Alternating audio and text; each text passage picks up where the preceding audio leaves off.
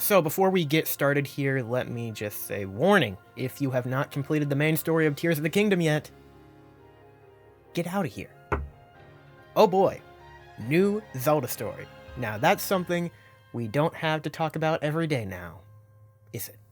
Hey everybody, Zeno here, and welcome back to the channel. Today we are talking about The Legend of Zelda Tears of the Kingdom yet again, but this is a very special video because it is the first video I am making after completing the main story of this game. And I got some thoughts. I want to share them with you guys. We're just going to talk it over. All the stuff. So yeah, get ready. 6 years in the making. 6 years since Breath of the Wild came out in 2017. That is a long time. We've been talking about this game on this channel for a long time. 4 years, 3 years, I don't know. I've lost track. But there's been a lot of theories. There's been a lot of speculation. There's been a lot of expectations, mind you. Expectations like Ganondorf's health bar here, you know, like in this picture. Just imagine it was like stretched out even more. Like we're viewing this on a widescreen monitor and the aspect ratio has stretched out to that. That is the height of these expectations, if you get what I'm saying. So, what was good? What was bad? Did it deliver? And should we riot since no one has found Tingle yet? Let's start at the beginning, because that's the part that you guys might already know my opinion on, since I put out 2 videos reacting to me literally playing the beginning of the game. If you missed out on those videos, I encourage you to go check them out. I feel like it's pretty interesting to watch how I reacted to it. There's a lot of hope for things that don't quite pan out in the story there, but also a lot of things do, and it's just interesting to see where I was then and where I'm gonna be now. So I love the opening of this game. I think it is one of the series' strongest. From the cave interaction with Ganondorf to the initial Great Sky Islands, fantastic. Absolutely love it. Wonderful. Better than the plateau, I believe. This initial interaction is the first thing that we saw of this game back in 2019. And while it's changed for the most part, I mean, the key elements here are the same. Ganondorf has been sealed under the castle. It's a big mystery. What the heck happened here? And that's just a very, very exciting premise to, I believe, most Zelda fans, I'd say. We like Ganondorf. We like when weird stuff happens to him. We like weird stuff, okay? You got some great mysteries set up right there at the beginning, and then you pull us right into the main big gimmick of this game, which is the Sky Islands, and we get to explore this new area that's above everything from the last game, so you can already see the entire Hyrule by just looking down, and it's like the Great Plateau. It's like a learn the ropes type area where you also get your new abilities, which we'll get to a little bit, but not too much because there's a story in this video, and I just think it's fantastic. Ultra Hand, Recall, Ascend, and Fuse are amazing. Let's just be honest, they're way better than the Sheikah abilities in Breath of the Wild. Ultra Hand is just a way better version of Magnesis that also allows you to build whatever you want. Recall is a more interesting version of Stasis where you can pull anything back in time, including things you move around with Ultra Hand, which becomes very broken if used in the right situations. Ascend is a godsend, really, especially if you find a cave and you go in there and you just don't even have to climb the cliff anymore and deal with the rainy weather outside, which they also solved that too, but we're not talking about that today because that's more of a gameplay thing. And then Fuse creates a really interesting dynamic with the durability system from Breath of the Wild, kind of changing the way that weapons scale. Now it's not by how good the weapon is that you pick up, but how good the materials you have are, because every weapon is kind of terrible, but then you turn it into something good by attaching the materials you get from fighting better enemies. So the scaling is much better because of Fuse, and it's also just funny to walk around with like a huge double halberd. So very strong impressions from the get-go. Tears of the Kingdom really grabs you and pulls you in. It does that, and it does it well. Now we move on to the descent, which that pun is intended on multiple levels. We're descending from the sky to the first time, we're descending to the depths for the first time, and the story takes a bit of a descent. unfortunately. We've already touched on how the gameplay of this game is beyond impressive, and I could talk about that for a whole video, so maybe keep your eyes out for that. The visuals of this game, also beyond impressive. I don't know how the heck they worked the black magic they did to get this running on the 2017 Nintendo Switch, but they did. And the first impressions story-wise are very, very solid.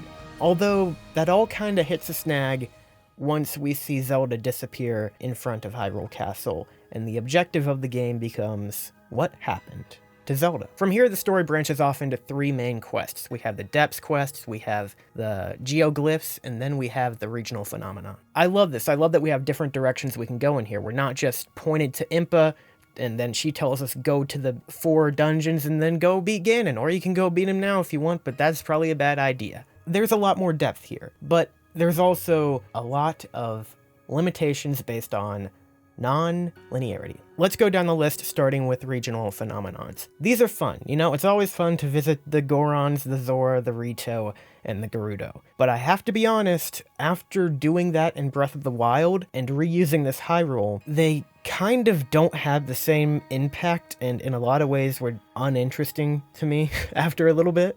So I did the Goron quest, then Gerudo, then Rito, then Zora. I kind of switched it up, you know? And I really like that. That's something that I really enjoyed about Breath of the Wild. Like, everyone has their own story about which line of quests they went in, and you can discuss that with others. I always love that. But by the time I got to the Rito and Zora quests, I was kind of checked out on doing the regional phenomenon. I was like, very good Zelda game. Gameplay-wise, I'm very much enjoying this, but story-wise, I'm kind of like, I don't care what's happening to these regions. I don't know, maybe I'm a bad person because of that, but I don't know. I wanted to see more, like, grand stuff happening, maybe like all the stuff that happens in the past, which leads us to the Geoglyphs, the new memories of this game, which aid in non-linear storytelling and work pretty well, but also less well than they do in Breath of the Wild just because of the way that this story is structured. So that's unfortunate. It also runs into the problem of a lot of the more interesting story beats happening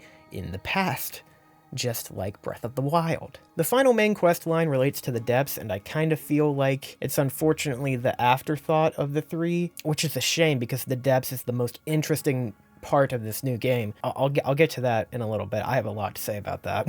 Koga, he's back, and he's just kind of as goofy as ever, which I love, you know. I love the goofy side of Koga, but I really was wishing to see a little bit more of the menace come out in Tears of the Kingdom, which unfortunately we don't really see much of that. He teases that he wants to be like the right-hand man of the Demon King and like interact with him, and I really wanted to see that because I think it'd be a funny interaction. But we never get that. He just kind of never gets that far because he's Koga, and yeah. I love that they brought him back, though. They made him a main part of the Depths storyline because that was the whole thing in Breath of the Wild. He fell. Where did he fall to? He fell to the Depths, and that's the new dark, malicious terrain that we have to explore now. The unfortunate part is that it's all very repetitious once you get over the initial hump of finding out like what is happening in the Depths, what's going on down here, which is kind of a problem with the Depths in general. The gameplay down there can get very repetitious if you're there for too long, but that's why you have the surface to kind of break that up. But just from a quest line perspective, you're just fighting Koga over and over again, learning a little bit more, and eventually he tells you where Ganondorf is if you couldn't infer where he was. So eventually the 3 storylines overlap and we lead to the confrontation with Ganondorf, which we'll get to. But I want to talk about how I think that the story of this game was kind of an afterthought. I mean, I don't even have to, like, infer that. They kind of just said that. The Zelda team looked at what they wanted to do with gameplay first. They found this really cool idea based off what they saw players were doing, pushing the limits of this physics system in Breath of the Wild. And they said, we want to expand upon that. We want to make some crazy Gmod Zelda. And they did. They most certainly did. This is crazy what you can do in this game. And it's a lot of fun. But it's also, like, they found that, and then they were like, okay, crap, what about the story? Let's talk a little bit about the Zonai, because their name is plastered all over this game, which is very nice for us theorists that have been talking about these people for a very long time, and that they actually teased this in the very first trailer, and they delivered on it to an extent. Using them is great. Hearing the name Zonai spoken in this game always puts a smile on my face. But are they really using them?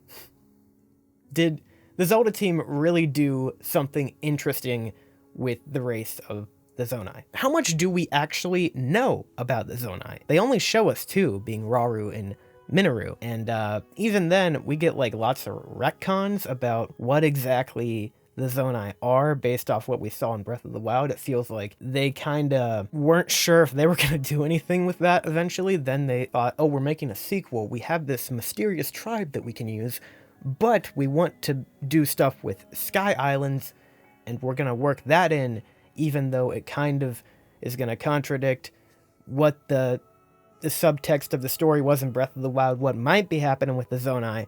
Then again, maybe we're just all overthinking this, and I mean, we always are.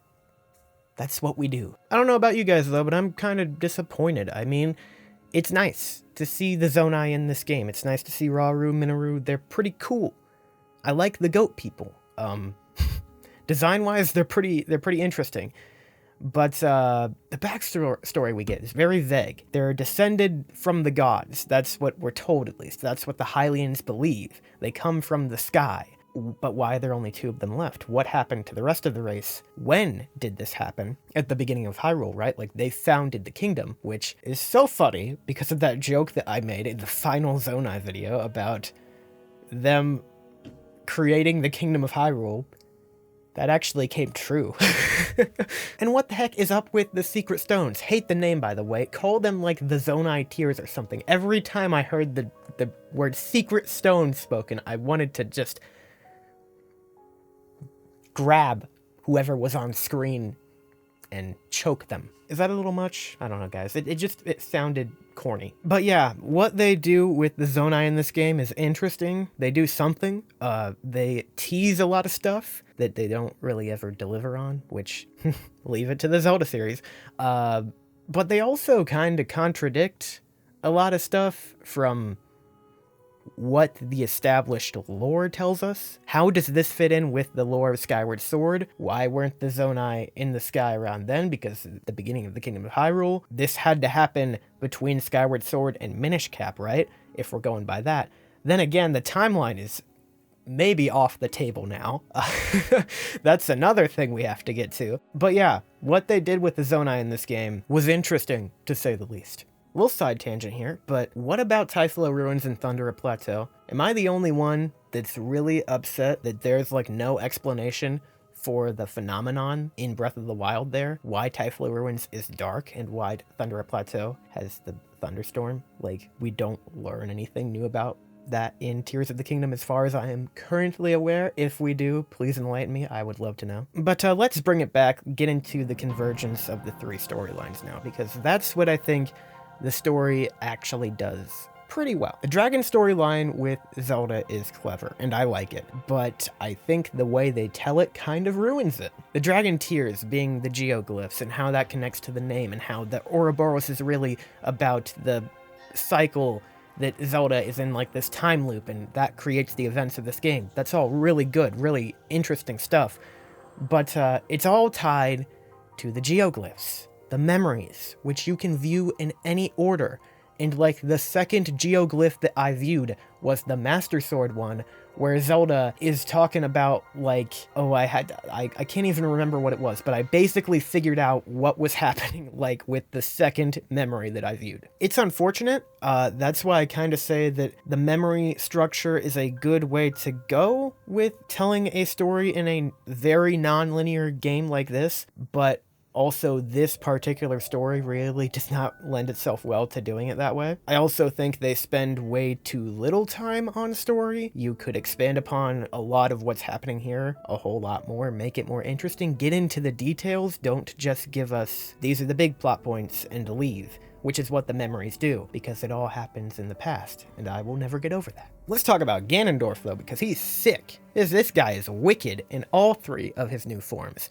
I love them all. It's really, like, unfair to everyone else because he gets 3 amazing new character designs here. My favorite might actually be Mummified Ganondorf. I freaking love that look. It's so menacing. And I love the voice that he does for that too. I think it is still Matthew Mercer who does the mummified voice too. But I think overall he does a great job. And everyone does, really. It's better voice acting than Breath of the Wild overall, which is good.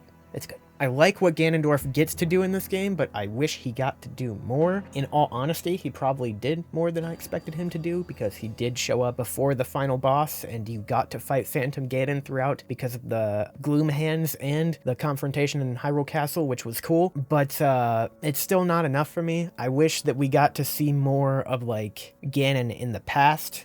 Why is he doing this? I mean, we don't really need to know why he's doing it in this game, though, because the whole idea is this is the wicked Ganondorf. This is the guy who is unhinged. There is no sympathy here. Is Ganondorf redeemable?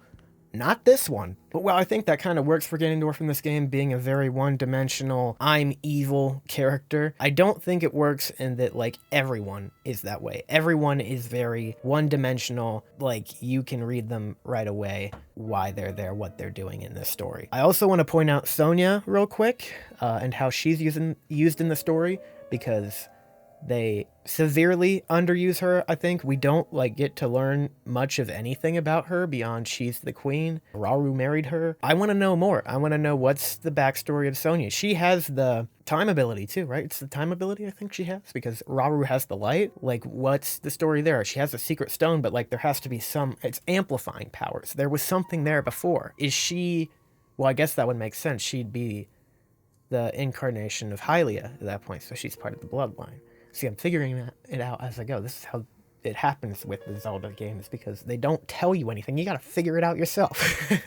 But yeah, I think that's a pretty general breakdown of my thoughts on the story in Tears of the Kingdom. I'd love to hear what you guys think. Let me know in the comments. As far as, like, the opening of this game, it's a high for the series. The ending, also pretty fantastic. I love the fight with Demon Dragon Ganondorf in the sky. It's much better than Dark Beast Ganon. It represents the whole sky element of the game really well. It is a showy final battle, right? But it's a cool, showy final battle. And you have the 3 phases of the real final battle with Ganondorf before that, which is awesome. So I do like the ending. I really like the ending.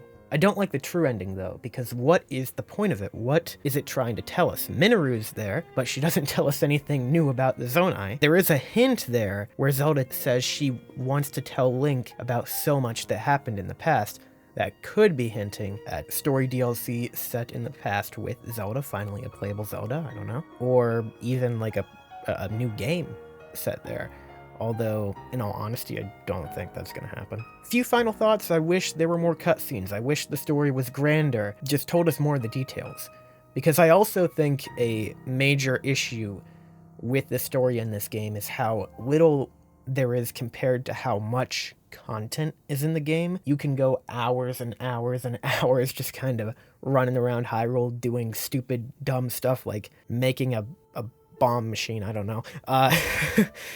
And you kind of get lost on the story, and you're like, I wish, like, something cool in the story would happen. I just kind of want to watch a cutscene right now. I could go find a memory, but, like, why would I want to do that? Because I already found most of them, because, like, that was something cool I wanted to do right away.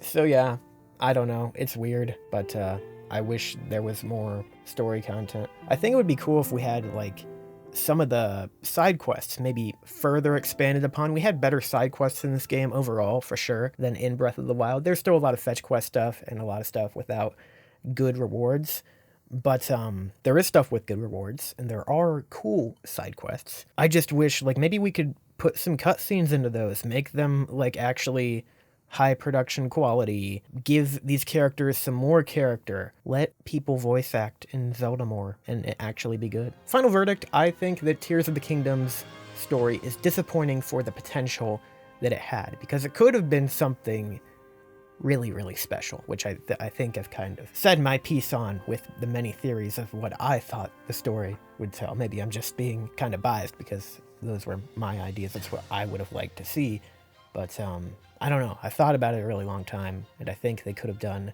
some more interesting stuff. I think what they did do is very interesting with the Zelda storyline, but they told it in a way that did not benefit that very well. In the end, I think it was a bit disappointing, but it also has its moments. It has wonderful moments as well, and it is by far better than Breath of the Wild story, because Breath of the Wild didn't have much of a story. This one most certainly does. And from a gameplay perspective, that's a story for another day. So stay tuned. Hey, thanks for watching, everybody. This has been Xeno. I hope you enjoyed the video, and I hope you stick around for some more Tears of the Kingdom stuff pretty soon. Yeah, have a good one. Bye.